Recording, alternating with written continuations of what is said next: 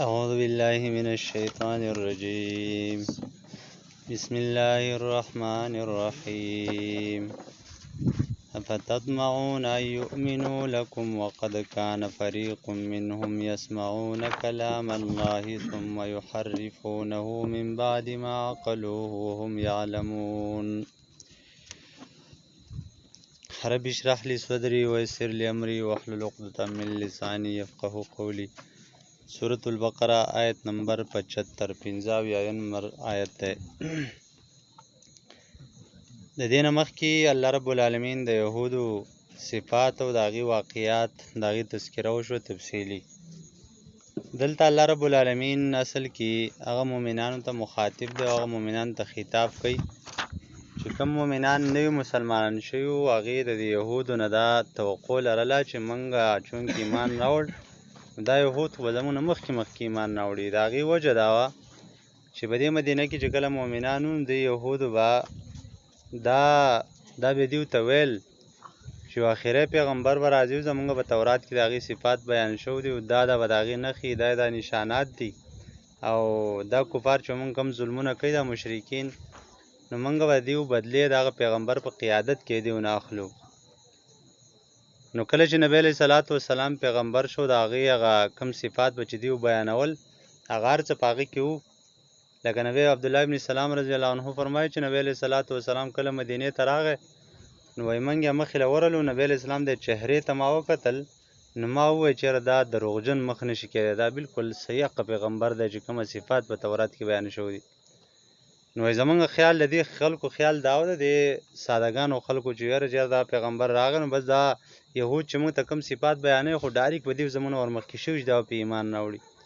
نو دغه کفار راولېږي دغه مشرکان دا خلک راولېږي او دوی جلتي وکړه چې راشئ د دې اهل کتاب نه موږ مخکې کېږو په دې ایمان کې چې دوی ورځي ایمان راوړي موږ ور دې نه مخکې ایمان د دوی نه راوړی ځکه دغه صفات به پیغمبر کې موجود دي. نو دوی چې کله ایمان راوړ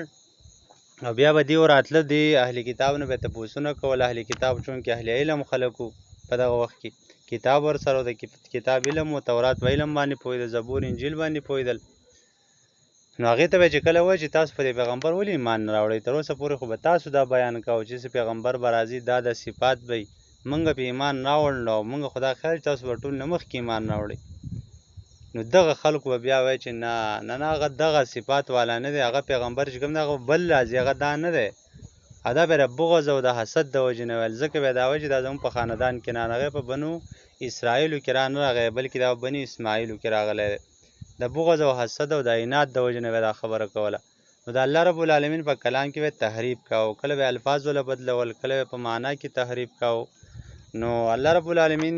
د منافقانو چې کوم خلک یو کوم خلک چې منافقانو ایمان راوړه نو په ظاهره به صرف د مؤمنانو سره کېناستل پاڅېدل او د کفارو سره اصل کې عقیدتن ملګري نو هغې به بیا ویل او کومه چې مشرکان دا کومه کافران خلک وو دا به اسرائیلیان او کتابي اهل کتاب خلک وو هغې به ویل چې ګوره که نه که دا پیغمبر حق وی نو دا اهل کتاب خلک دي دا علما دي دا خو ډېر دینداره خلک دي پکار چې دوی په ایمان راوړی وی که نه خو پته ولګي چې دا پیغمبر صحیح نه دی. د دې وجې نه عام طور باندې اوس هم زموږ لپاره په دې کې یو سبق دا دی چې عام طور دا فتنې چې څومره خورېږي که نه په دې معاشره کې چې څومره ګندګي خورېږي اکثر زموږ د علماو د وجې نه خورېږي. د هغې وجه دا چې ګوره موږ وایو یو څه کوو بیا زموږ بل څه عمل بیا زموږ بل څه د هغې د وجې نه خلک په هغه تشویش کې وغورځي ګډوډ شي. عوام وایي که نه لکه په کومه مسله باندې عمل وکړو نو دا خبره خو هم ساده پورې دومره صحیح هم نه ده لکه چې عوام ځان بالکل داسې په ګوډي باندې ومنډي چې په کومه خبره باندې عمل وکړو قرآن او سنت صفا بیان دی خو دا خبره ساده پورې صحیح هم ده چې زموږ علما چې کوم دي نو هغه خپل صحیح حق نه ادا کوي کله کله خپلو مفادو دپاره څه کوي خپلو اغراضو دپاره څه کوي د الله رب العالمین د دین غرض د هغې نه وي نو په دغه وجه باندې هغه عوام چې کوم وي نو هغه هم د دین نه متنفره شي. نو دا چې کومه سادهګان مؤمنان نو هغې په زړه کې هم شکونه راتله چېرې دا خلک علما دي ولې دا دین نه قبلوي. نو الله رب العالمین ته فرمایي چې دی خو تاریخ د دې نه ډک دی دا د یهودو علما دي دا د اسرائیلو علما دي دا خو تاسو اوس په دې آیاتونو باندې پوه شئ تاسو خو اوس راغله تاسو اوس لږ لږ علم درته راغی او دیو خو د دې څه لوبې کړي پخوا نه تورات او زبور او انجیل دیو ته را روان دي دیو څه مخکې ورسره دي او دیو پسې ښې ټوقې کړي ښه سم پرې ډاډه شوي دي. خلک وایي چې دا مولیان په دې دین باندې ډېر ور ډاډی که نه په خدای ډېر ور ډاډی نو دا مثل کې به خدای باندې بیخي ور ډاډه شوي.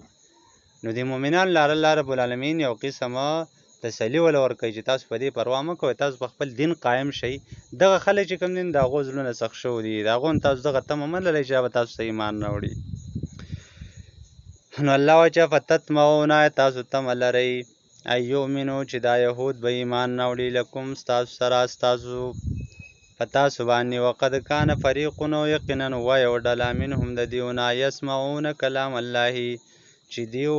دا یو ډله د دیونه یسمعون کلام الله چې دیو اوري کلام د الله رب العالمین. نو په وخت کې تورات او زبور انجیل دا مراد، اوس قرآن مجید مراد دی. ثم یحرفونه بیا تحریف کوي په دې کې من بعد ما عقلوه وروسته هغه نه چې دوی پرې ښه پوه شي وهم یعلمون او دوی ښه پوهوي چې دا کار موږ نه قباحت کوو، دا غلط کار کوو. تحریف چې کوم دی دا اصل کې حکم بدلولو ته ویلی کېږي، تبدیلۍ ته ویلی کېږي. نو دا تحریف هم اصل کې دوه قسمه دی. یو دا چې د قرآن د الله رب العالمین د کتاب دا دغو به چې کوم په تورات کې کوم تبدیلي کوله نو کله به الفاظ بدلول، الفاظ به بالکل له خپل طبیعت به کې جوړ کړو او خپل طبیعت الفاظ به د الله رب العالمین الفاظ به بدل کړو د خپل طبیعت به کې ولګول. یا دا چې د هغې معنا به بدلوله، الفاظ خو په خپل ځای